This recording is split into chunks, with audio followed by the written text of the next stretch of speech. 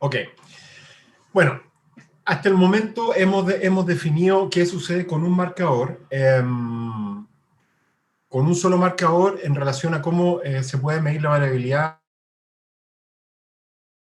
de... okay.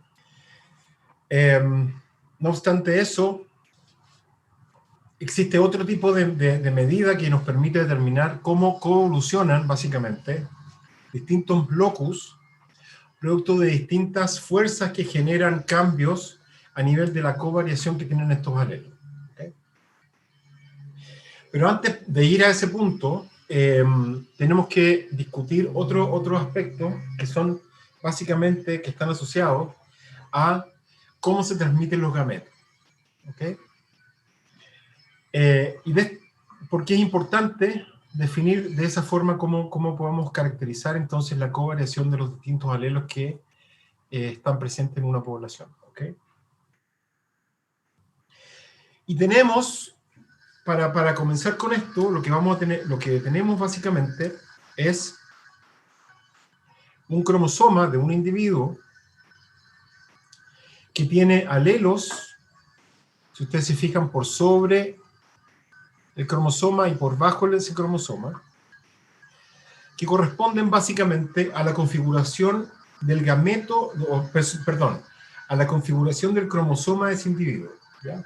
Es decir, en el caso particular de este ejemplo, estos marcadores corresponden o se heredaron a través de su madre, y estos marcadores, o estos alelos, se heredaron a través de su padre. ¿Por qué? Porque resultó ser que cuando se cruzaron esos dos individuos, el padre con la madre, se juntaron los gametos, pero un gameto específico de esos animales, que tenían esta configuración gamética. ¿Okay?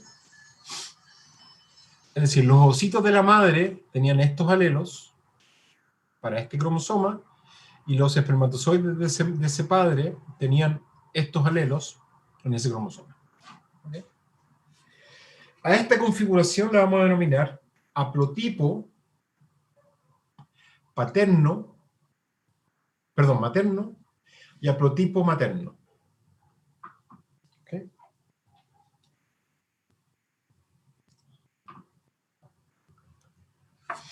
¿Y qué es un haplotipo? Bueno, y ese individuo después lo que va a hacer es de generar nuevamente alelos cuando se reproduzca, y ese individuo va a poder generar gametos no recombinantes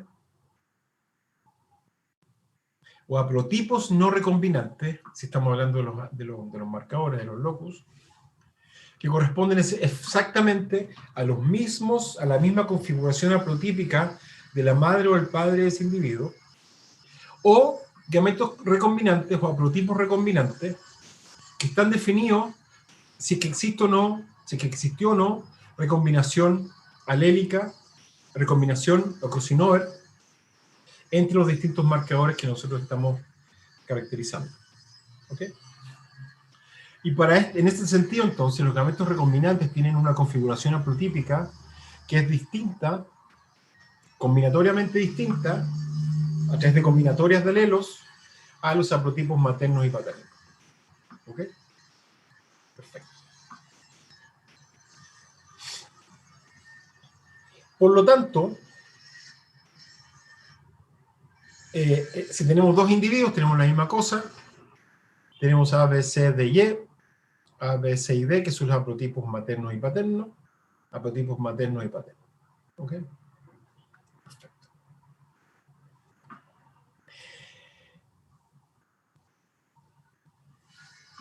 Primera cosa. Cuando uno calcula los haplotipos, ¿y qué son los haplotipos en términos formales? Es una combinación de alelos en los cromosomas. Alelos en los cromosomas, no son genotipos. Y en el caso particular de los ejemplos que yo les di en el Excel, esos gametos, por ejemplo, si un individuo era A o C, no sabemos si es que el A era de su madre, o el C, o el A o el C era de su madre o su padre. No sabemos, porque desconocemos cómo se dice conocemos la fase de ese individuo, de esos marcadores, para ese individuo. ¿Ok? Pero el punto acá es que el haplotipo básicamente es la combinación lineal de alelos que están presentes en los cromosomas de un individuo. ¿Ok? ¿Y por qué levantamos este concepto? Porque este concepto nos va a permitir definir si los loci, ya no solamente un locus, sino que dos loci, están o no en desequilibrio de ligamiento, contando la frecuencia de los haplotipos que están presentes en esa población. ¿Ok? Para eso vamos a tener que definir primero la condición de equilibrio de fase gamética o equilibrio de ligamiento. ¿Ok? Y para eso vamos a acuñar, vamos a tener el siguiente ejemplo. Tenemos dos alelos, perdón, dos marcadores, o dos locus, dos loci, el loci A y el loci B, o el locus A y el locus B. Y en este caso particular, para definir la condición de equilibrio fase gamética, tiene que primero calcular las frecuencias marginales de los alelos para cada uno de esos marcadores. Es decir, si que existen dos alelos para ese marcador, el alelo mayúscula y el alelo minúscula A, y el alelo minúscula B, tenemos que calcular primero la frecuencia de los alelos A mayúscula y la frecuencia de los alelos B mayúscula. Y si la frecuencia es igual a la frecuencia a través de los dos, considerando los dos locus en forma conjunta, es decir, si yo multiplico P de A mayúscula por P por B mayúscula, y eso es igual a la frecuencia conjunta observada de A y B mayúscula, en eso, y así a través de todos los alelos, esos dos loci están en equilibrio de fase gamética. ¿Okay? ¿Lo puedes repetir? Cuando la frecuencia marginal, conjunta marginal, de cada uno de los alelos es igual a la frecuencia conjunta, que es básicamente la frecuencia haplotípica, esos dos loci están en equilibrio de fase gamética o equilibrio de ligamiento. ¿Ok?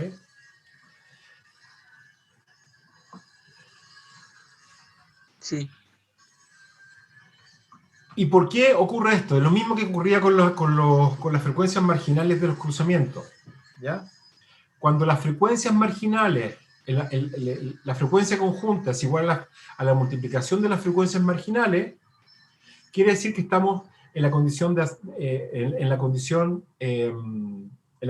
de cruzamientos aleatorios, ¿cierto?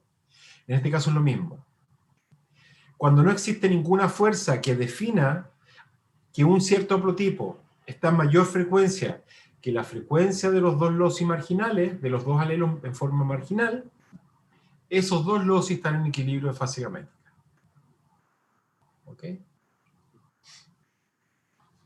Como hay cuatro tipos de haplotipos, cuatro haplotipos para esta configuración en la población de dos alelos, podemos tener haplotipos A mayúscula, B mayúscula, A minúscula, B minúscula, A mayúscula, B minúscula, A minúscula, B mayúscula. Para que se cumpla todo esto, esas frecuencias deben ser iguales a las frecuencias conjuntas. La multiplicación de las frecuencias marginales debe ser igual a la frecuencia de las frecuencias conjuntas que yo observo en los haplotipos de la población. ¿Ok? Por otro lado, cuando esta frecuencia marginal es distinta a la frecuencia del haplotipo, estoy en presencia de lo que se denomina desequilibrio de ligamiento o desequilibrio de fase gamética. ¿Ok? Y esto es muy importante Porque, por ejemplo, imagínense ustedes lo siguiente. Entre estos dos marcadores existe, por ejemplo, una mutación que es beneficiosa, que está de alguna forma, que segrega en forma conjunta con estos dos alelos. Si esa mutación confiere a los individuos que la tienen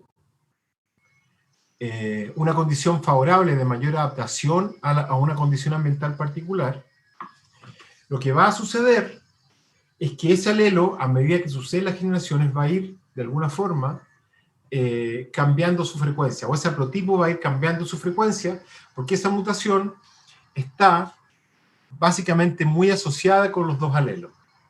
Y por lo tanto, ese haplotipo va a ser, la frecuencia de ese haplotipo va a ser distinta a la frecuencia conjunta de los dos marcadores por separado, marginales.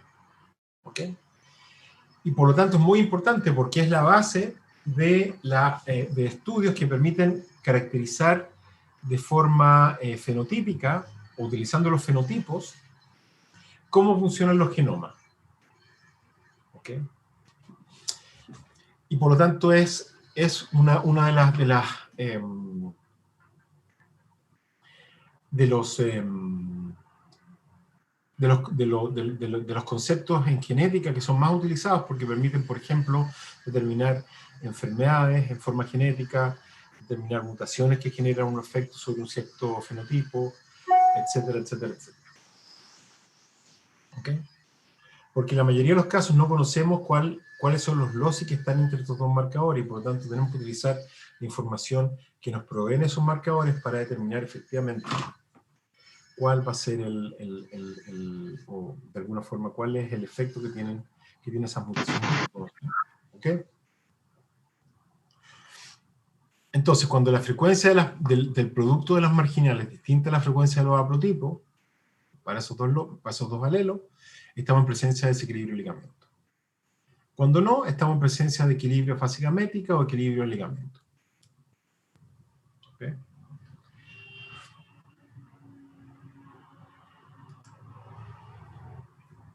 Que es lo que básicamente está acá.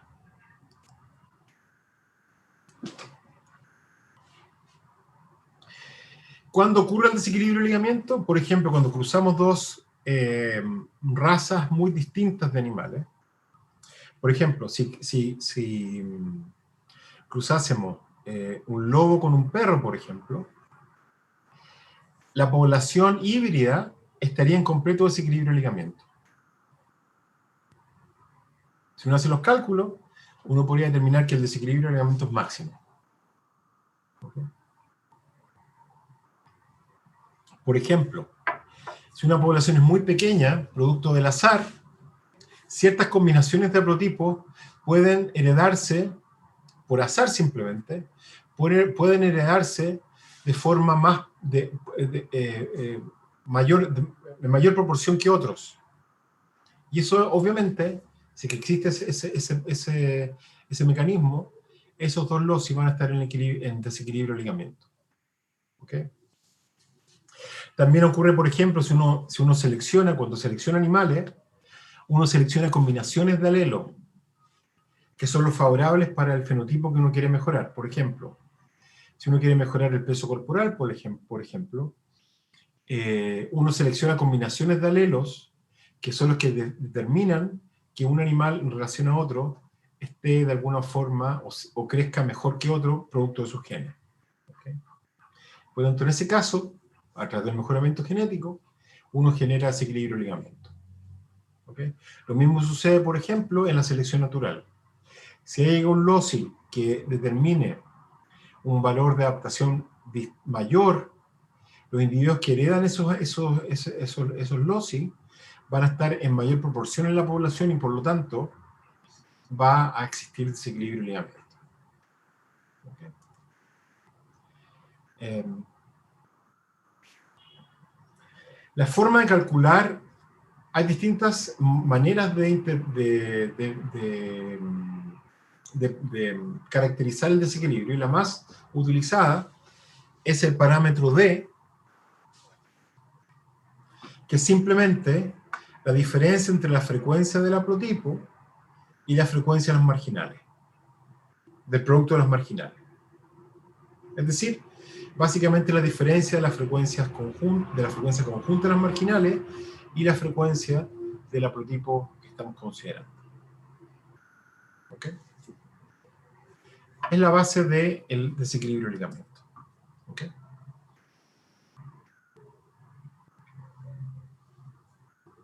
Y por lo tanto, si D, por ejemplo, de los alelos A mayúsculo y B mayúsculo está en mayor proporción que 0, o es mayor que 0, implica que los gametos que tienen esos dos alelos son más frecuentes que si hubiesen sido asignados de forma aleatoria, o si hubiesen heredado de forma aleatoria, o de forma independiente ambos alelos. ¿Okay? Por otro lado, cuando D es menor que 0, implica que los gametos son menos frecuentes y por lo tanto hay otros alelos, o otra combinación de alelos que es más, o que de alguna forma genera una mayor ventaja adaptativa en la población, por ejemplo. ¿Ok? Lo otro importante es lo siguiente.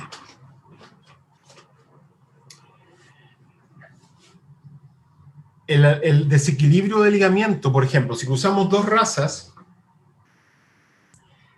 va a existir paulatinamente decaimiento de ese desequilibrio inicial. ¿Ok? Y ese decaimiento del LD, a través de las generaciones, depende de cuán cerca estén en términos genéticos esos marcadores. Es decir, ¿cuál es la probabilidad? Depende de cuál es la probabilidad de que entre esos dos marcadores exista un crossover. Que básicamente esa es la tasa de recombinación. ¿Ok? Y, por ejemplo, el desequilibrio de la generación T se puede calcular en base a el desequilibrio original en la población por 1 menos la tasa de recombinación elevado al número de generaciones. Lo que implica que mientras mayor número de generaciones haya, mayor va a ser el cambio de T a nivel poblacional para esos dos marcadores. ¿Okay? También implica que si ambos loci no están ligados, es decir, por ejemplo, un marcador en el cromosoma 1 y otro marcador en el cromosoma 20, y esos loci en un inicio estaban en desequilibrio de ligamiento, la pérdida de desequilibrio va a ser básicamente la mitad de generación en generación. Va a ser muy rápida. ¿Ok? Y eso es lo que ocurre básicamente en loci que no están en el mismo cromosoma. ¿Okay? Y vamos a ver el típico ejemplo. Algunos de ustedes lo han visto, porque vimos este ejemplo No sé si tienen preguntas.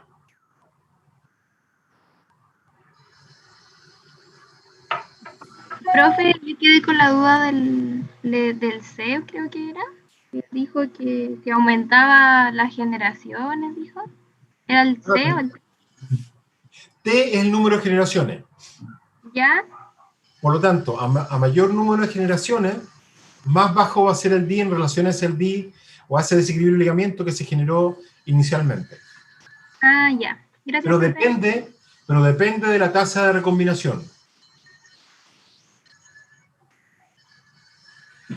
¿Ok? Ya. La profe, gracias.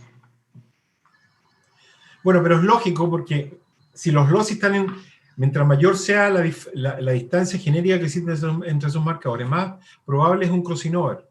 Y por lo tanto va a ser más fácil que se genere este reordenamiento de forma aleatoria. ¿Ok? Esa es la razón. ¿Ok? Pero vamos a ver un ejemplo de cómo se calcula si una población está en equilibrio, en equilibrio de ligamiento o no. ¿Okay? Y tenemos lo siguiente, tenemos una población homocigota de Drosophila melanogaster. Simplemente es una población homocigota porque es una población que nos permite genotipar o determinar inmediatamente haplotipos.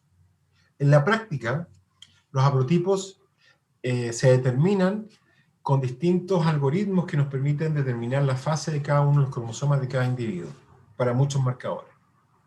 ¿Ok? Ok, entonces, acuérdense ustedes que son dos marcadores, o dos locus, ¿ya? Y en el primer loci tenemos un marcador que vamos a definirlo como más, y el otro alelo, perdón, un alelo que es más, y el otro alelo que es menos, y en el segundo caso igual, más y menos. ¿Ok?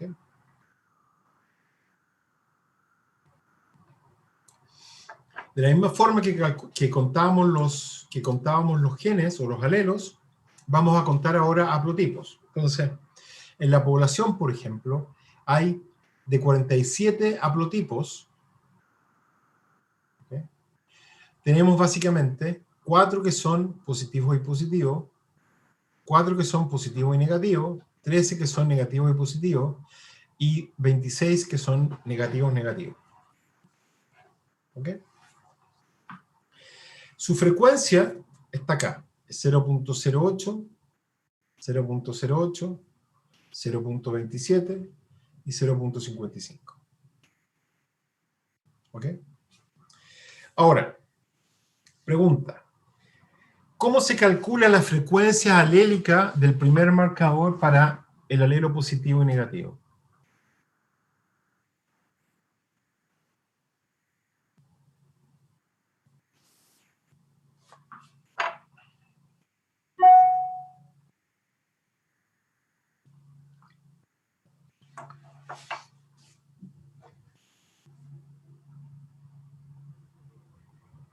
¿Qué me puede decir?